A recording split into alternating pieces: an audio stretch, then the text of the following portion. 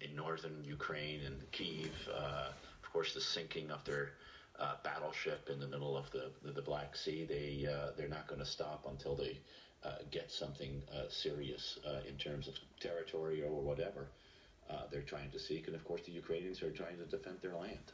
And I think, as some of the people in your report show, they're going to be determined to resist the onslaught that is about to come. It's going to get very ugly, very significant fighting is to be expected, but neither side is going to be willing to settle for anything less than fighting for now.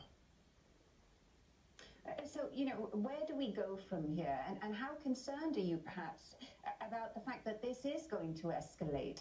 We've heard from President Putin already that, he is suggesting the threat of nuclear escalation. Do you believe him when he says that?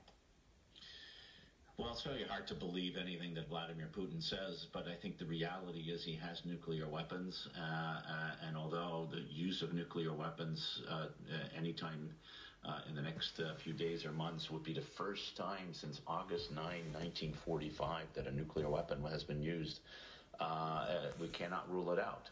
And I think the NATO countries are thinking about what kind of response they might need to launch in that case. A nuclear attack, or just even a single nuclear weapon, is fundamentally going to change the nature of this conflict. If the conflict today is about territory, about who controls what part of territory, or indeed who controls Ukraine, once a nuclear weapon is used, the conflict shifts to global security and global concerns. And it won't be possible, it seems to me, for countries like the United States or the United Kingdom to say, this fight's really for the Ukrainians to fight, and we're going to stay out. I think at some point an escalation is more likely by having a more direct involvement by NATO forces to make sure that Vladimir Putin does not succeed in whatever he's trying to achieve. So you see that as a distinct possibility then, Ivo, in terms of where the conflict, the escalation goes from here. NATO will eventually have to get involved.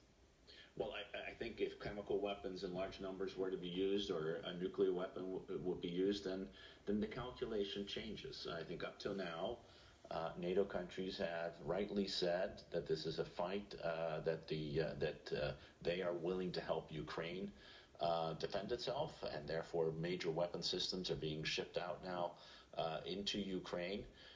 There is an expectation that the Ukrainians have the morale on their side. They have, to some extent, at least until now, the terrain on their side, and that they will be able to resist.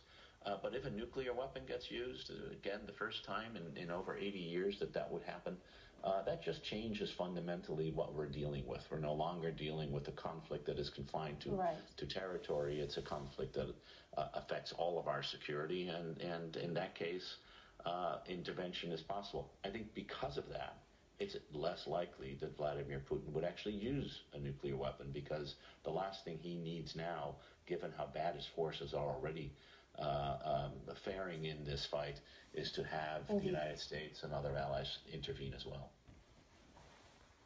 That was Ivo Dalda there speaking to me a little earlier.